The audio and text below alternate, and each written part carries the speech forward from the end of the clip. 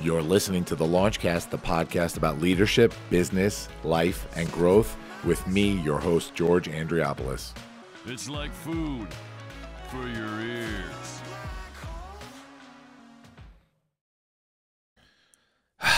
Man, I need something uplifting, Fabrizio. Give me something good. What can we do?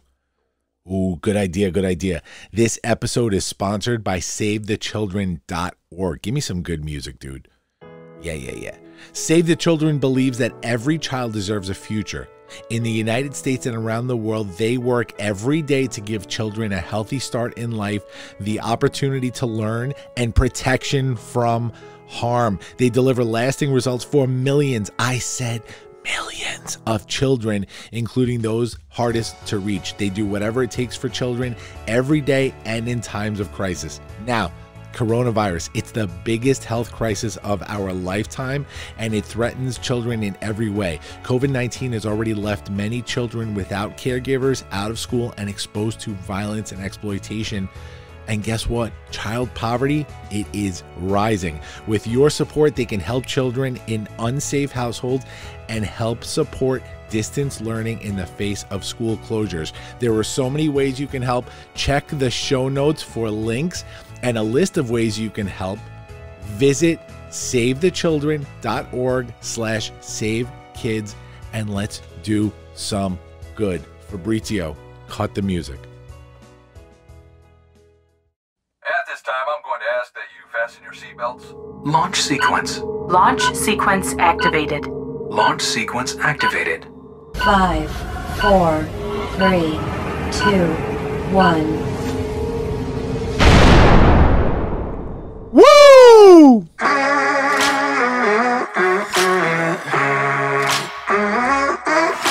Hey, everybody. Welcome to the Launchcast. The storm is coming, but I'm prepared. Goosey's still got him. Episode 127, entitled How to Be a Human Being, Part 1. It's the protest series. We're going to get into that in a minute. But of course, first things first, it's the launch dad himself, George Andriopoulos, bringing you your favorite podcast on the planet right now as the beat drops. Into the black hole.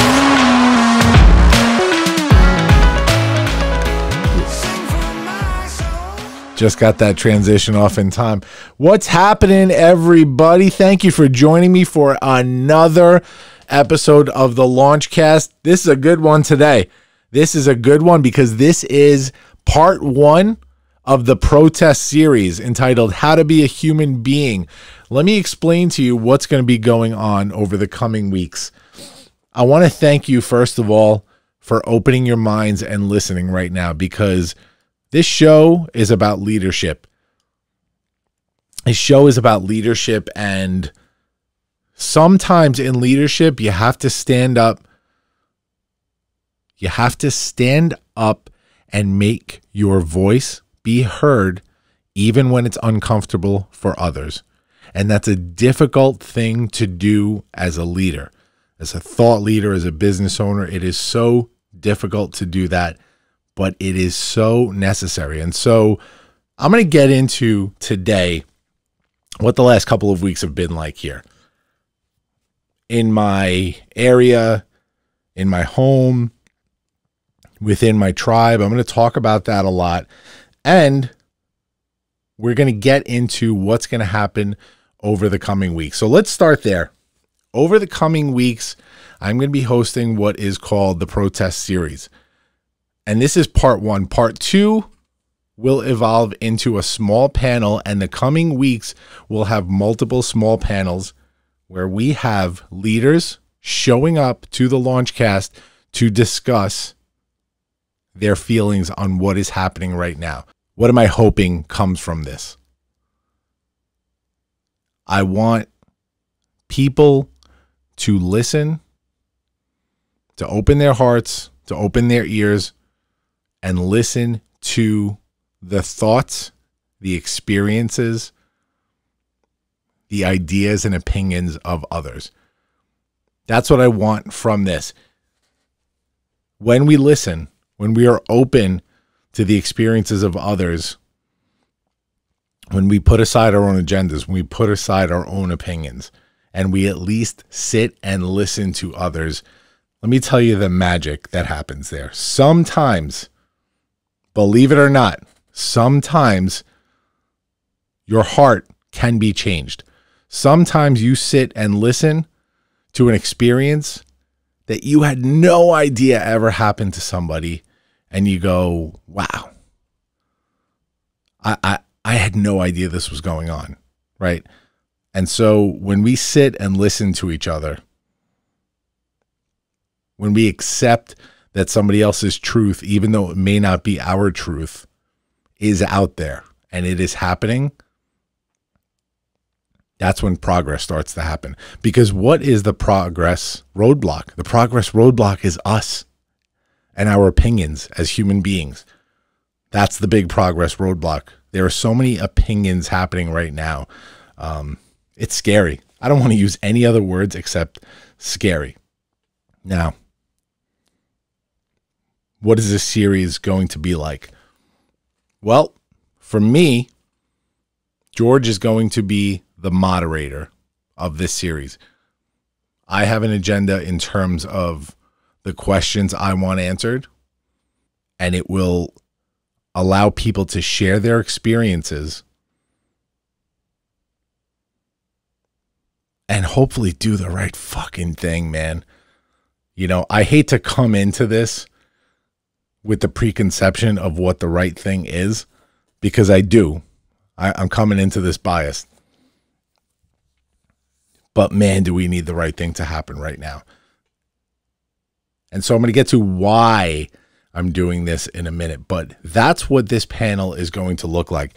Every week for the next few weeks, we will have individuals who are intimately affected or involved right now in what's going on since the murder of George Floyd. Individuals that have gotten involved, that have been emotionally affected, individuals that have strong opinions one way or another. We're going to bring a lot of opinions to the table, and it's up to you as the audience to take all this information, to listen to everything being said. And by the way, as the moderator, I will not come at this from a perspective that I am trying to push a specific agenda, but I will be upfront in sharing how I feel. And that's today. Today being part one of this series, this is my only opportunity to share with you guys how I'm feeling right now. Because once I get into that moderator position, I'm just moderating. Okay? It's on the other leaders coming to the table to do their thing once they come on. And so that's what this series is going to look like over a few weeks. Now, why am I getting involved right now? So let me get into that for a minute. I'm going to go through a little bit of a timeline here. Last weekend, as tensions were really, really coming to a head following, the events of the murder of George Floyd, which I think I touched on for a millisecond in episode 126, because I knew that this panel was going to be coming. I got to say, I was shook. Unfortunately, I was not shook initially over the murder of George Floyd, because we've seen this 100 times before, 1,000,000 times before. The fact that is not shocking at this point in life is sad, because we have seen black men abused and treated unfairly for a long time. Black people in general, in this case being a black man. Now, since that wasn't shocking and alarming to me, although of course the circumstances were shocking and alarming, I don't want to downplay them, but I think you know what I'm trying to say here. The fact that that has become commonplace and is not shocking to us anymore, that's fucked up, man. It's really fucked up. And so after processing for a bit, I thought about some of my very good friends that I was seeing posts going up and knew that they were affected. I'm not going to name names here, but I knew internally that as a leader, a community leader, a thought leader, that I wanted to do something. Not do something to alleviate my guilt as a white person. Do something that can help forward progress. Because as a leader, that is the most important thing to me. But as a leader that's been doing this for a while and been a business owner for a while and been involved in quite a number of things, I know that this is something that I have to think out. I really, really have to think out how to approach something like this, not only so that I can be an effective leader, but so that my messaging is correct the first time. And so I reached out to a few friends, a few of my black friends that I knew were just emotionally destroyed right now. And so I reached out to do some, mental health check-ins with them, because to me, that's the most important thing in our friendships. And also because I wanted to have some conversations if they were ready. And, with a few of them, luckily, they were to a point ready to have those conversations. One in particular, a good friend of mine, we had multiple conversations about what I can do at this point.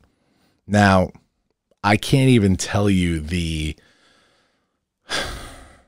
uncomfortability of speaking to a person who is just emotionally destroyed in that very moment.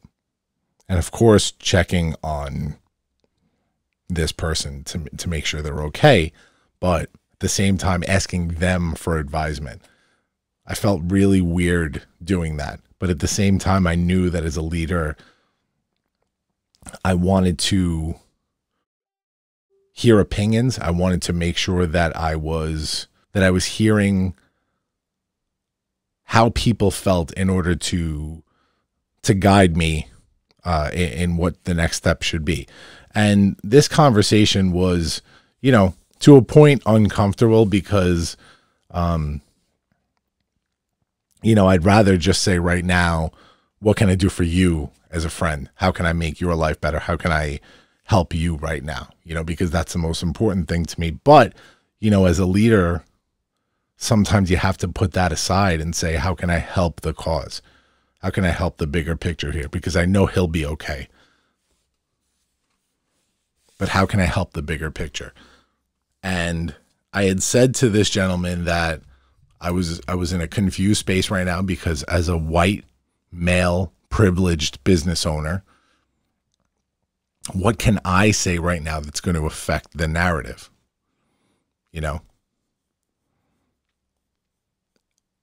And so I was holding off until I had all that information at hand. Now, in that moment, this was done a lot more thoughtfully than I'm going to say it right now, but I want to get to the point. In that moment, the advice that I got was that as a thought leader, as a community leader with a platform, with a podcast, with a stage, with a business, with followers, my silence in that very moment was irresponsible. Waiting until I was fully prepared to go out and either make a statement or do something or whatever it was that I was going to do, and letting days go by was irresponsible. That's what I got out of that conversation. I also will say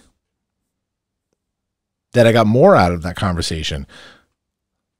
The first thing being is that I heard that my friend came home from work one day and just sat on the couch and cried. Sat on the couch and cried, a grown man. And so we had an even longer conversation that was really thoughtful, and I appreciated, the honesty from his side, and I hope he appreciated, the care I had for him. And I got off the phone knowing that it was time to sort of move forward with something. But again, I just wasn't clear on what that something would be. I'm not a person that's ever been in the social justice arena by far. I'm not scared to, but I've never been in it. And so I know that if I'm going to do it, I need to be prepared. And so I started talking to my social justice friends, multiple, and had great talks and arguments and conversations and debates, and learned a lot in a very short period of time. Learned a lot of stuff. Now, I started feeling more prepared for the task at hand, and it started to get clearer, not only because I knew that I had this platform of the podcast to do something like this, but because I was watching what was going on social media. And on social media, I'm watching friends that I've known for years fighting to the death.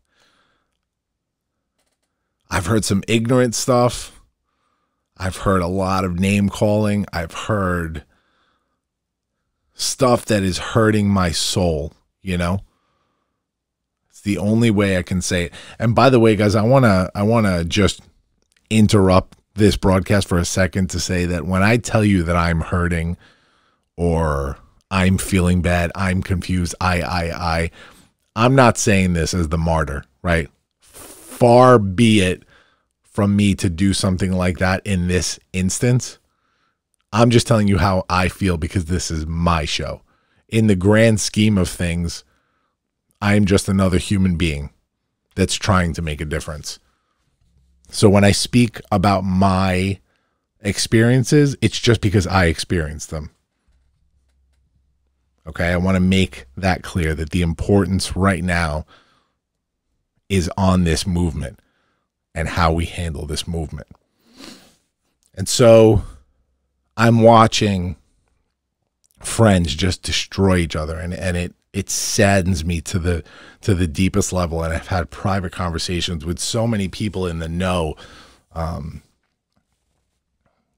like I said, social justice, government related, policy related, regular everyday people who are affected. White friends that had no idea what the term privilege means. Black friends who are harassed on the daily, on the weekly, on the monthly, by not just police, but others. Some youth that hasn't experienced any of this, but may be experiencing it one day. Other youth that have experienced it already. I heard a poem from a 15-year-old girl, a spoken word poem that rocked me to my core. I wanted to play it today, but I didn't get that permission yet. And because it was from a 15-year-old, I want to make sure that I have that permission. And so I'd love to play that next week once I reach out. Rocked me to my core. A 15-year-old that should have been resting for school and on a Sunday night put together this incredible spoken word poem. Like, shit, man. Stuff that shouldn't be happening, And then here's the crazy part about all this. I'm just being weighed down all week with just all this negativity happening. And the first crazy thing is like, what's our natural reaction as human beings, right? We want to get out of it. I want to watch, a funny movie. I want to watch a stand-up comedy show, laugh my night away, and just forget about all this. That's normally, right? I didn't want to this time around. And not that I want to wallow in misery. I just don't want to look away anymore. I don't want to look away anymore. I'm not trying to preach in this, guys, because it's not what I do ever. But this is just too fucking important, man. And so in speaking to one of my social justice friends, it kind of put a lot in perspective. When you jump into social justice, especially with people who are like educated in social justice and philosophy and psychology and stuff, once you start looking at the academic side of social justice, it really puts you in a tailspin.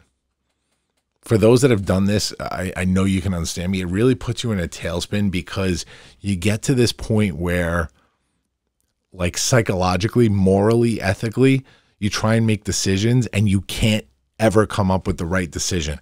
And that was very telling for me because I was starting to drive myself insane with what the right thing to do was on this panel, in my statement, right? Like, anybody gives a shit what George Andriopoulos has to say in a public statement. But you know what? I have a platform, so I have to make one. I don't care if one person heard it or 1,000 people or 1,000,000 people. I have a public platform. I own a business. I want people to know how I feel. That's it. Bottom line. That's my decision. And those that choose to be neutral right now, that's their decision. It's not my place in this world right now to spend time with negativity or neutrality. It's time for me to spend my energy on forward progress, or as much as I can help with it. And so where everything kind of came full circle for me was when I was having one of these conversations with one of my social justice buddies. The conversation came to a place where it was like, George, you got to stop driving yourself crazy, man, because guess what's going to happen? This is going to be nuts for the next 3 months. And then in 3 months, it's going to start calming down. And then in 6 months, most people who care right now are going to forget this ever happened and go back to their regular everyday lives.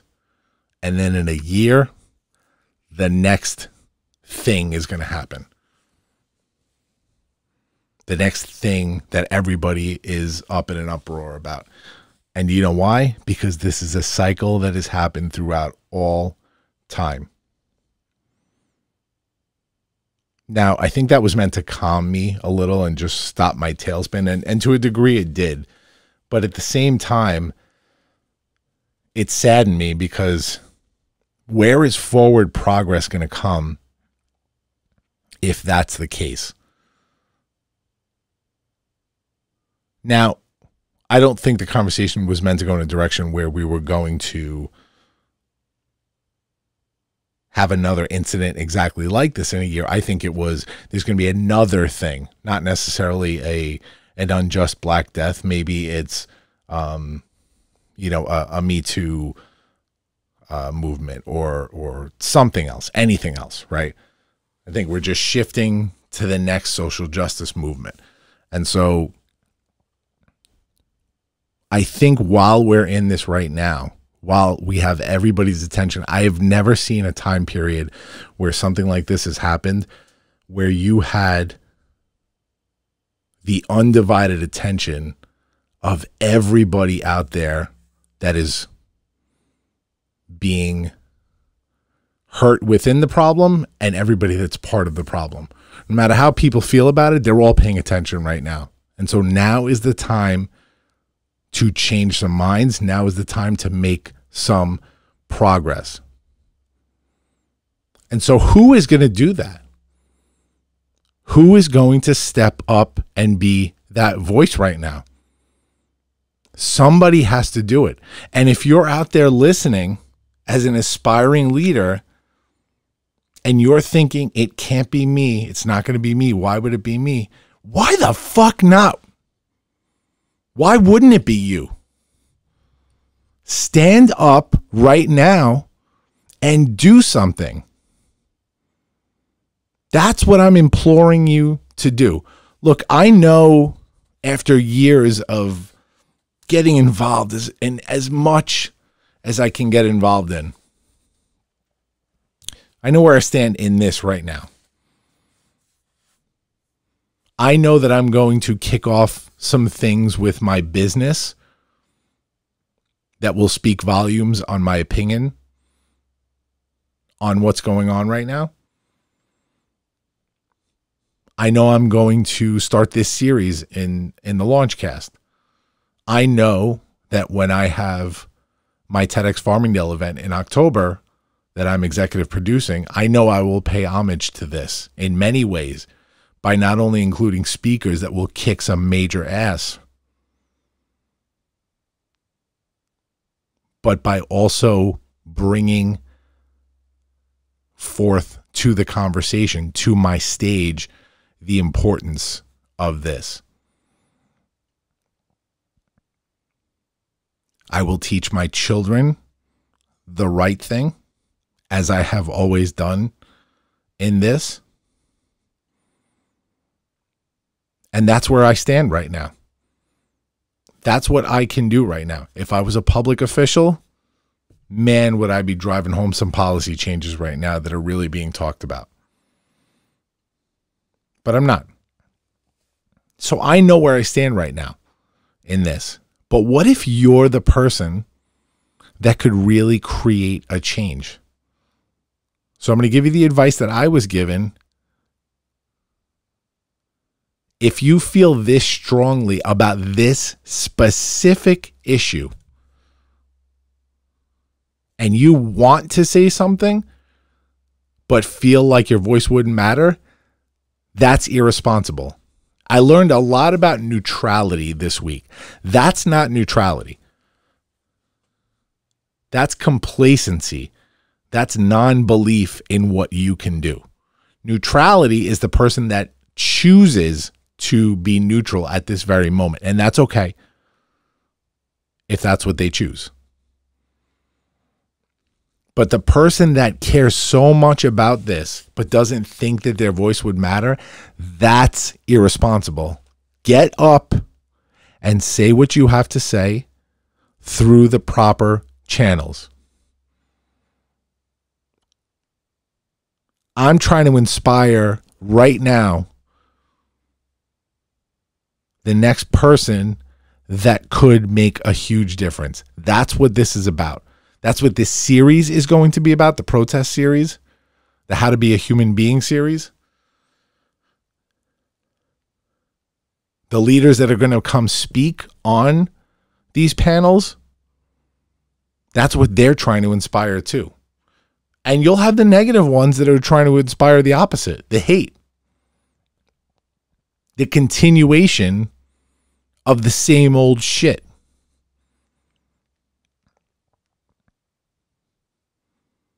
That's not what we want. We want change, but we want it the right way.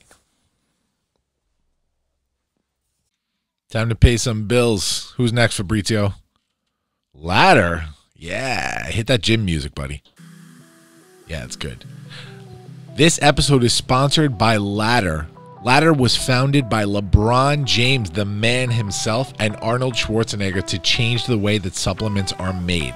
They worked with the top scientists to formulate a line of clean performance products, and unlike other supplements, every single batch is tested by a third party to verify the highest standards for quality and safety. Now, even before they approached me about a sponsorship, I use Ladder. I'm in the middle of a fast right now, and I wanted to make sure that I was getting all of my vitamins daily, and I started drinking their superfood green drink, and it is incredible. You have to try it. Hopefully I could ball like LBJ after this is done too. Ladder's goal is to help you unlock your best in any situation. Right now, that means access to special offers and expert advice from their community.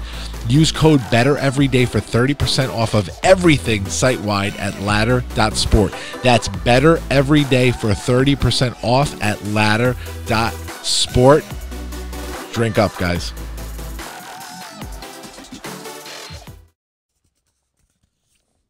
And so through these conversations this week, I have learned so much, and I finally have a clear head about this. And the first thing I did when I made a statement is I apologized, because it wasn't that long, but I think it was about 5 days later than I should have actually come out and started to say something, because I do feel strongly about this. And so I'll do that again here. I apologize for not getting on the mic sooner, but I'm here now. And I'm an ally, and I will do what I can within my own power. That's paramount right now. To my friends affected by this, I am here for you always. And I want you to know that I'm fighting for not only what you believe in, but what I believe in. And I want you to know that I'm raising human beings in my house that I hope will never even have to live in a world like this. Now, I think that's very naive, but I know that whether we're sheltering them, putting them in a bubble, that my kids don't have no clue that a color difference is anything more than just a color difference. And that's it. Those my age, we were raised in a different way. We were raised a different way from people that were raised in a different way, and those people were raised in a different way. And so I feel like this is the first time, this generation is the first time where we can honestly attempt to raise children in a way that, in a manner that knows no hate. It's naive, but it's the goal. You can call me naive all you want, but it's what we're trying to do in this house. And I know so many people that are trying to do the same thing. That's what I can do. These are the few small things that I can do in this world. If I find a space where my voice can be louder, can be more effective, I promise you that I will always step up. Always, no matter what.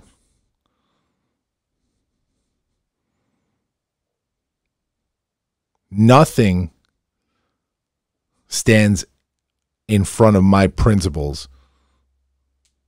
Nothing. So I want my friends in the struggle right now to understand that. I want my followers in the struggle to understand it. I want my followers that are privileged, just like me, to understand that.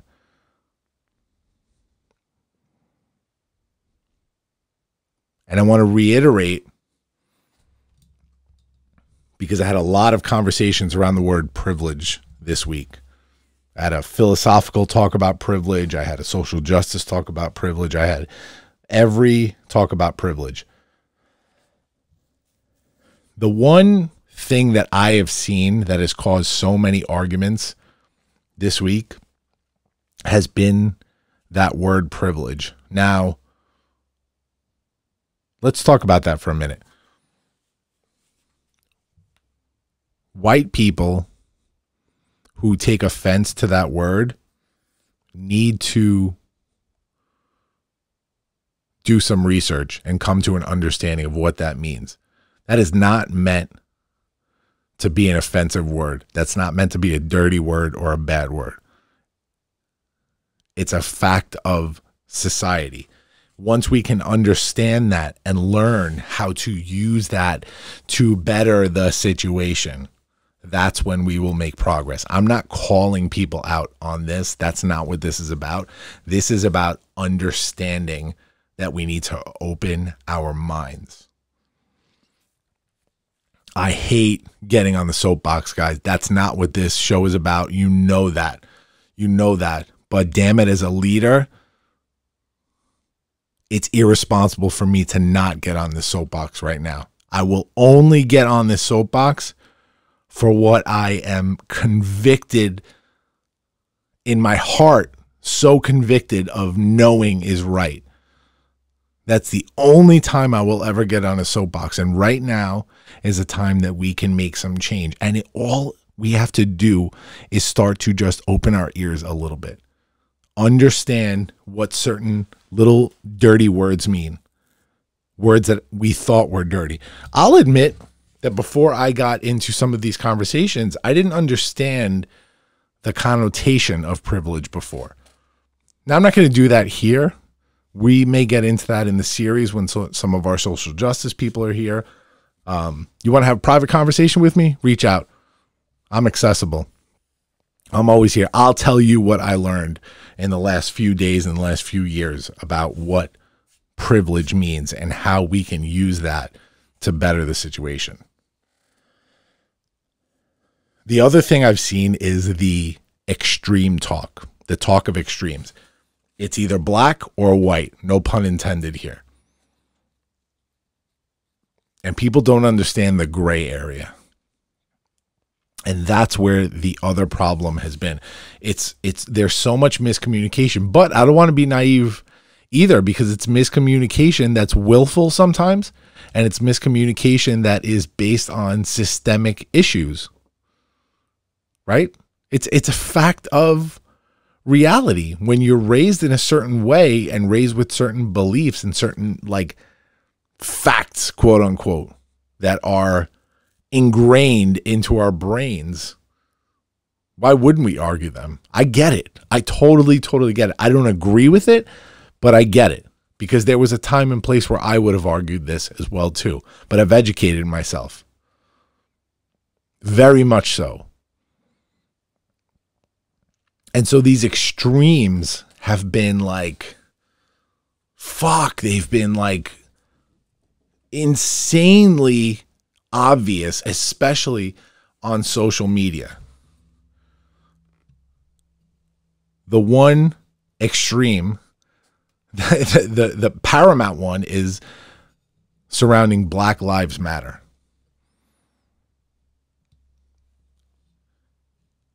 Because somebody says Black Lives Matter, it doesn't mean that all lives don't matter. And so in order to respect a movement right now, today, that is so important, you do not have to turn around and say, nope, all lives matter, or blue lives matter, right? Which is a whole other conversation. Understand what this means in this very moment.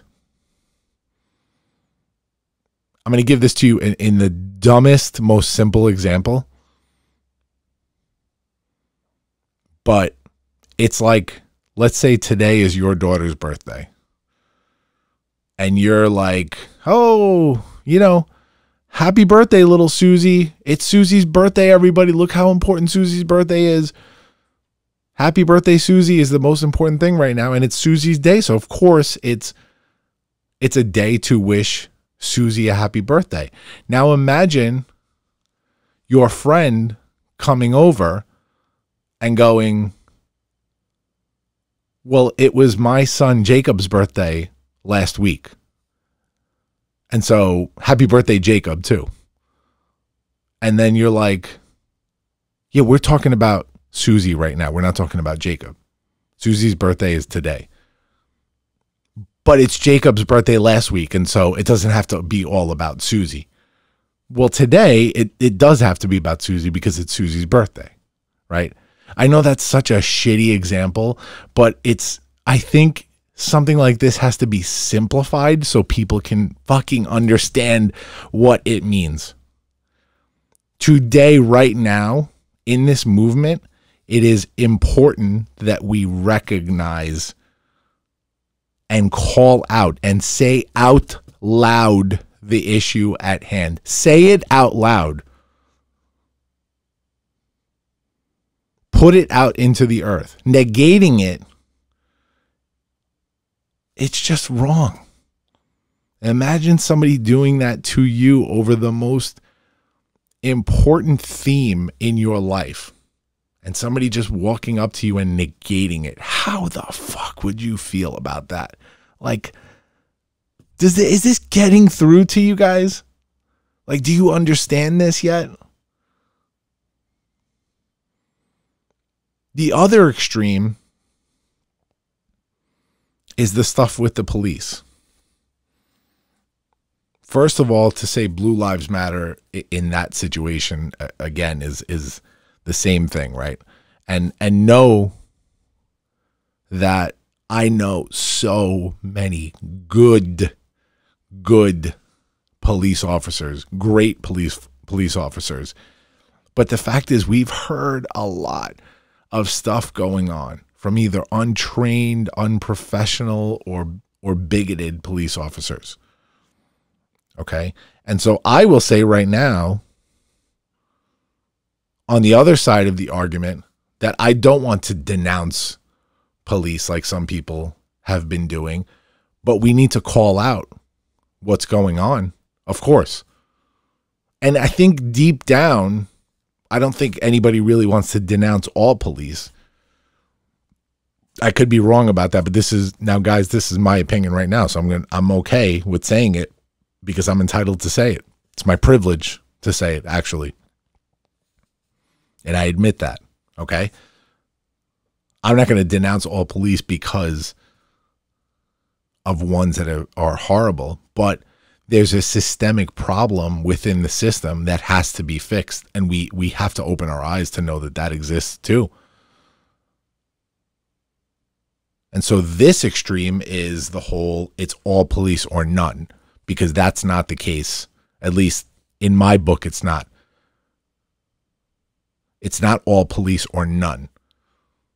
So for the ones that say none and the ones that say all, I don't think either of you are in the right.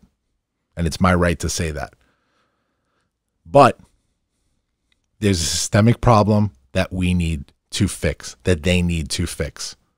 And it has to be addressed through policy first. Things have to change. The way arrests are handled has to change. The way force is used has to change.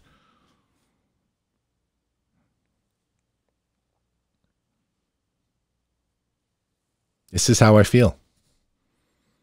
And I'm just a guy with a platform, with a voice that's saying it out loud.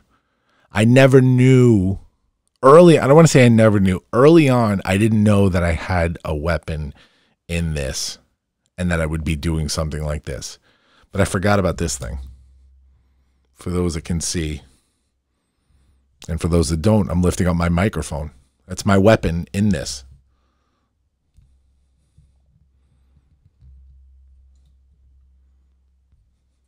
After I finish saying this and produce it and post it, it will have been seen in 36 countries. Another, what's our average now? 1,500 listeners an episode, something like that, are going to have heard this. Hopefully it spreads even more. I have to use my platform as a leader, as do you if you feel this strongly about it. Remember that your voice matters. We need to fast forward what this show is trying to do. I've called it out a million times. The show is about you hearing unconventional journeys of leaders, hearing those journeys, paralleling them, and realizing that you guys could be those leaders too. Excuse me while I take a sip of my water. I've been talking a lot. That's what this show is about. And so let's fast forward that a little right now to realize, without the story, hey, you're a leader. If you have something to say and people listen to you, you're a leader. Handle your shit the right way. Get up and say something and do something good. And that's what we're going to be trying to do over the coming weeks with this issue. If anybody feels I can help in a different way, reach out. I'm always willing. I am here. This is what I am about. Reach out to me at Launchpad CEO. Shoot me a DM, whatever. And let's talk. If you don't agree with this, or me using my platform for this, stroll on by, guys. This isn't your stop. Get off at the next stop. If you feel strongly enough in any other ways, then go fuck yourself. Because I don't care. Because this is how I feel, and this is how I am trying to shake some shit up. I will say that let me restart this.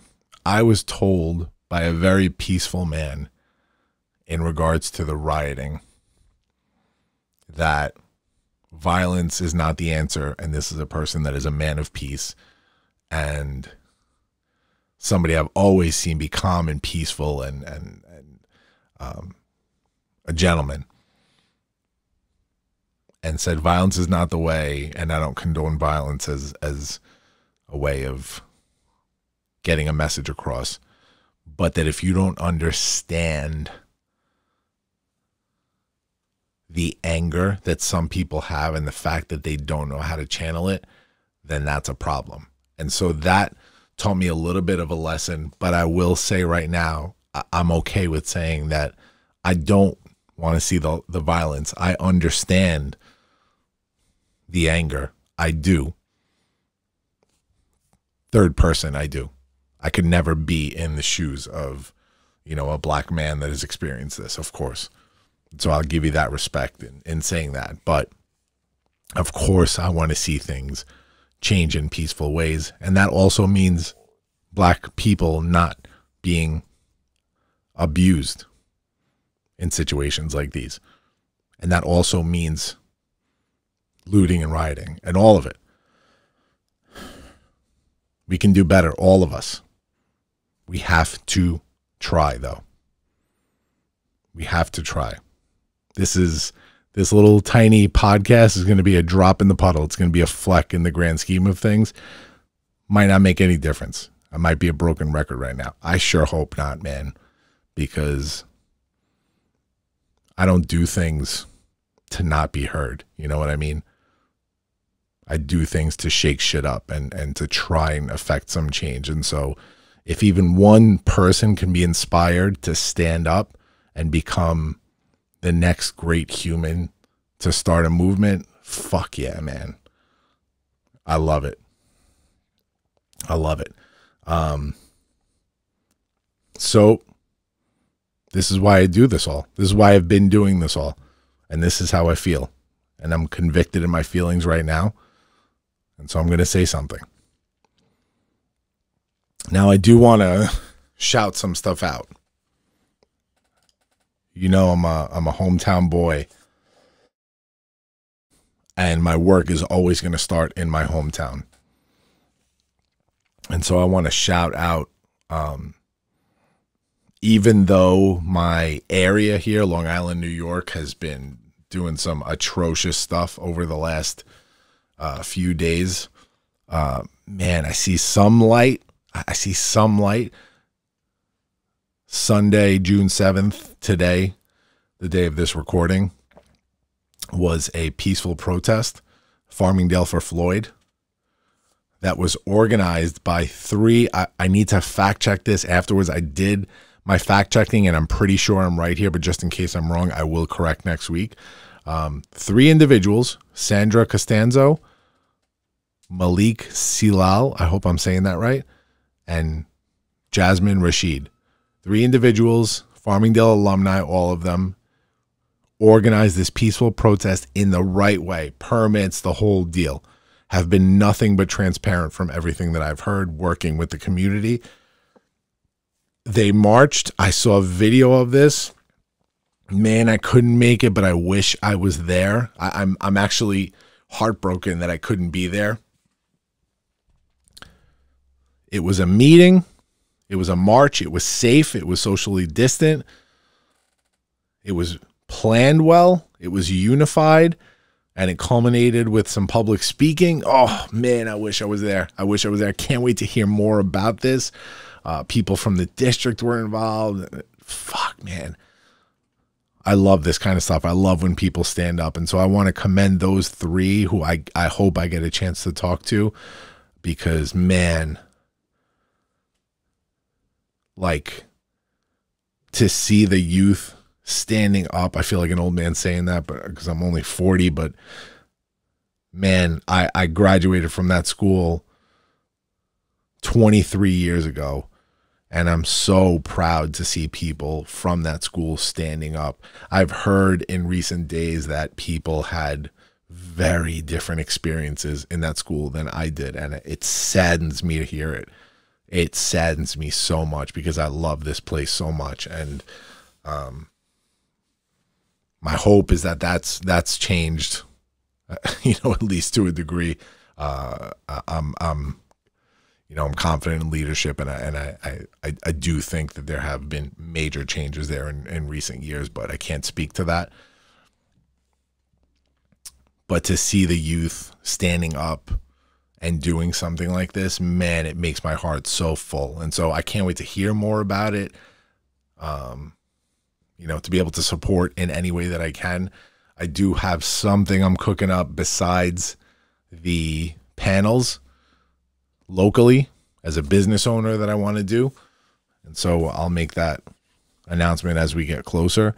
I want to shout out people that have been active on social media speaking.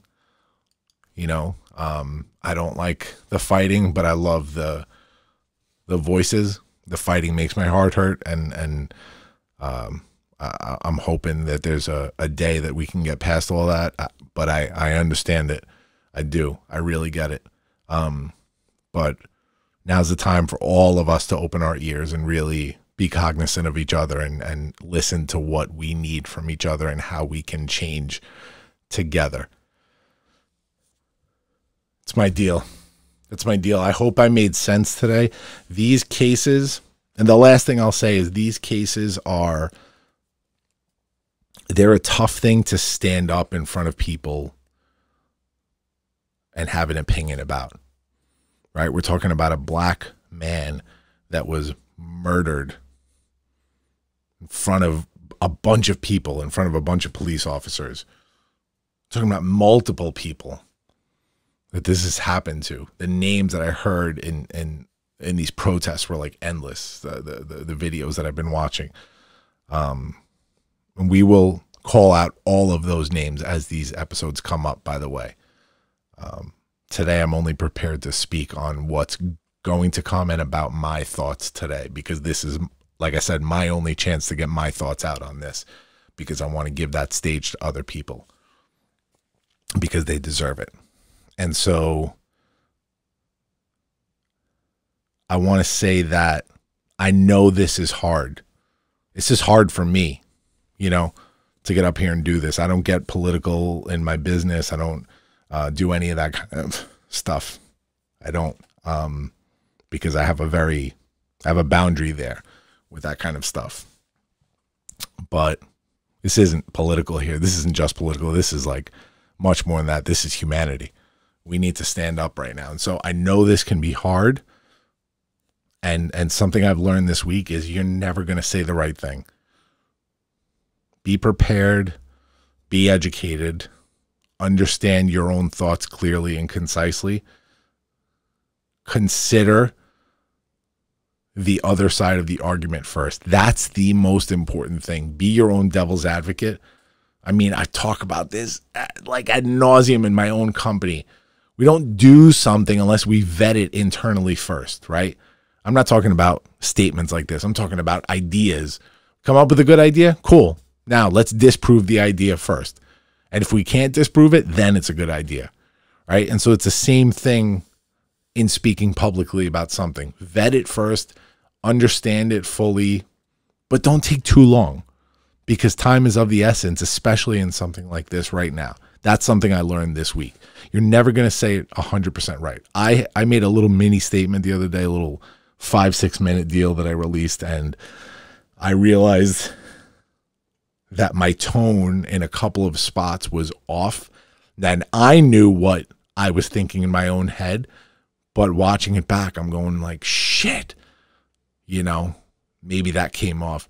I had an argument about privilege that day, totally unrelated to this, by the way. And I said in my statement, when I said the word privilege, I go, oh, that's a word everybody loves throwing around. And I meant it in terms of the argument I had earlier in my head. And then when I watched it back, I was like, oh, fuck. How is that going to come off now? How is that going to play right now? And so, guys, this is something that we need to speak on if we feel strongly about it. Plain and simple. You're not going to get it right the first time, but if you keep working at it, we know what's going on in your head. We know what you're trying to say. And so just stand up and do something. That's my soapbox for today, kids. I hope you enjoyed it, although it wasn't one of our fun episodes, and they probably aren't going to be super fun for the next couple of weeks, but they're necessary, and that's all that matters right now. So I want to thank you for listening. That's all I care about today. I just care that you listened and you were open-minded today enough to finish this episode. Let's take that into our own lives with others. And let's shake some shit up together. See you next week, guys. Launch sequence terminated. Into the black hole.